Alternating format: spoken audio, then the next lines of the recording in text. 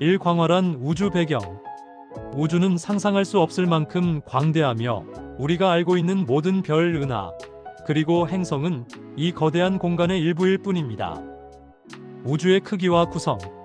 우주는 약 930억 광년의 지름을 가지고 있으며 그 안에는 약 2조 개의 은하가 존재한다고 추정됩니다. 각 은하에는 평균적으로 수천억 개의 별이 있으며 이들 중 많은 별이 여러 개의 행성을 거느리고 있습니다. 관측 가능한 우주. 우리가 관측할 수 있는 우주는 관측 가능한 우주라고 부릅니다. 이는 빛이 우리에게 도달할 수 있는 거리로 한정되며 그 너머에는 우리가 현재의 과학기술로 관측할 수 없는 영역이 존재합니다. 우주의 기원과 확장. 우주는 약 138억 년 전 빅뱅으로 시작되었으며 그 이후로 팽창을 계속하고 있습니다. 이 팽창 속도는 점점 빨라지고 있는데 이는 암흑 에너지 다크 에너지 때문이라고 과학자들은 추측하고 있습니다. 외계 생명체 가능성. 이 광활한 우주에 생명체가 지구에만 존재한다는 것은 확률적으로 매우 낮다고 여겨집니다. 천문학자 칼 세이건은 우주의 생명체가 우리뿐이라면 엄청난 공간의 낭비라고 말하며 외계 생명체의 존재 가능성을 주장했습니다. 드레이크 방정식. 천문학자 프랭크 드레이크는 외계 문명의 수를 추정하기 위해 다음과 같은 방정식을 만들었습니다. n은 r 곱하기 fp 곱하기 n, 2 곱하기 fl 곱하기 fi 곱하기 fc 곱하기 l. 여기서 n은 우리 은하에 존재하는 외계 문명의 수입니다. 이 방정식은 우주에 생명체가 있을 가능성을 과학적으로 접근하게 한 중요한 기초 이론입니다. 이 전파망원경 및 SETI 연구소 레이디오 텔레스코프 앤드 SETI 리서치 퍼실리티. 지식 내용. SETI 프로젝트 소개. SETI-SEARCH4 엑스트라터레스트리얼 인텔리전스는 외계 문명의 신호를 탐색하기 위해 1960년대부터 시작된 과학 연구 프로젝트입니다. 전파망원경을 사용해 우주에서 오는 전파 신호를 분석하여 인공적인 패턴이 있는지 확인합니다. 전파망원경의 원리. 전파망원경은 전파를 수신하는 거대한 안테나로 구성되어 있습니다. 이는 가시광선 대신 전파라디오파를 탐지하며 별이나 은하에서 나오는 자연 전파와 외계 문명에서 보낼 수 있는 인공신호를 구분합니다. 주요 SETI 프로젝트. 오즈마 프로젝트. 1960년 프랭크 드레이크가 최초로 외계 신호를 탐색한 프로젝트입니다. 2개에 가까운 태양계 유사 항성을 대상으로 하였으나 신호는 발견되지 않았습니다. 브레이스웰 탐색. 외계 문명이 우주 탐사용 로봇을 보냈을 가능성을 고려한 연구입니다.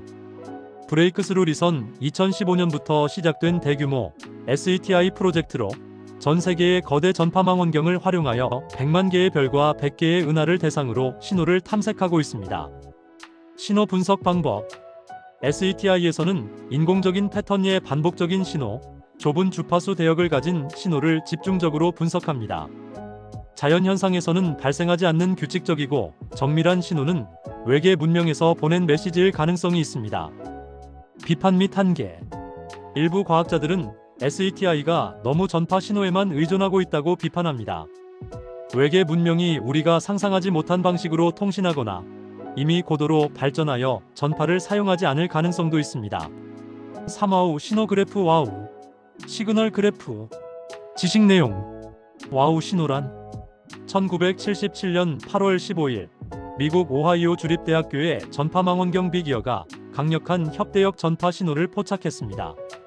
신호는 약 72초 동안 지속되었으며 인공적인 원천일 가능성이 높았습니다. 이름의 유래.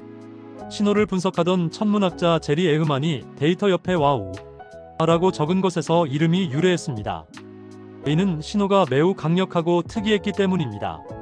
신호 특징. 주파수 1420mHz 대역에서 포착되었는데 이는 수소 원자가 자연적으로 방출하는 주파수로 우주 통신에 적합한 주파수로 여겨집니다. 일반 우주 배경 잡음보다 약 30배 강력한 신호였습니다. 문제는 이 신호가 다시 포착되지 않았다는 것입니다. 이후 수십 년 동안 같은 위치에서 여러 번 관측했지만 재발견되지 않았습니다. 신호의 정체에 대한 가설. 인공적인 특징을 가진 신호였기 때문에 외계 문명이 보낸 신호일 가능성이 제기되었습니다. 지구에서 발생한 인공 신호가 반사되어 전파망원경에 포착되었을 가능성도 있습니다. 태양계 내의 천체나 미지의 천문학적 현상에서 발생한 자연 신호일 가능성도 있습니다.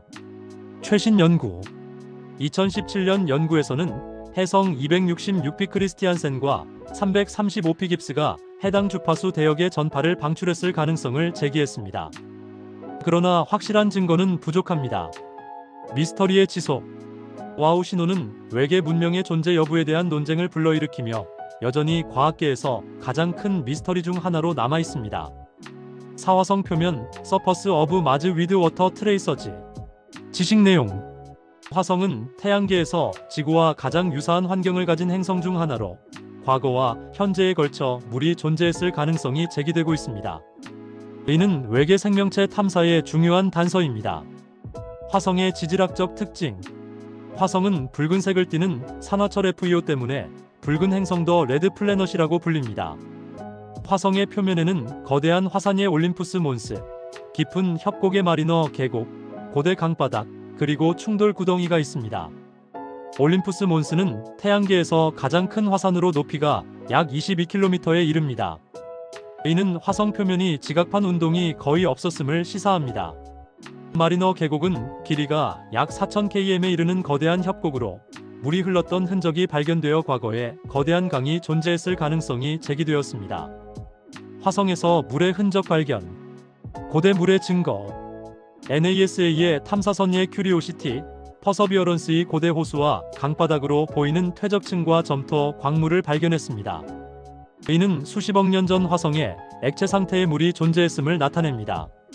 현재의 물 흔적 2015년 NASA는 화성의 적도 근처에서 여름철에만 나타나는 RSLRECURRING 슬로프 LINEAE라는 어두운 줄무늬를 발견했습니다. 이는 염분이 섞인 액체 상태의 물이 일시적으로 흘렀을 가능성이 있습니다. 얼음의 존재 화성의 극지방에는 거대한 얼음층이 존재하며 이는 주로 물 얼음과 드라이 아이스 고체 이산화탄소로 구성되어 있습니다. 지하에도 얼음이 묻혀 있을 가능성이 높습니다. 화성에서 생명체 가능성 화성에서 물이 발견됨에 따라 미생물 수준의 생명체가 존재할 가능성이 제기되고 있습니다. 고대 생명체 가능성 고대의 강과 호수가 존재했던 환경이라면 미생물이 서식할 수 있었을 것으로 추정됩니다. 현재 생명체 가능성 지하 깊은 곳에서 물이 존재한다면 극한 환경에 적응한 미생물이 생존할 가능성도 있습니다. 메탄가스의 미스터리 화성 대기 중에서 계절적으로 변화하는 메탄이 발견되었습니다. 이는 미생물 활동이나 화학적 반응에서 발생할 수 있어 생명체 존재 가능성의 단서로 주목받고 있습니다. 오 깊은 우주 및 은하수 지식 내용 우주는 광활하며 수많은 은하와 행성들이 존재합니다.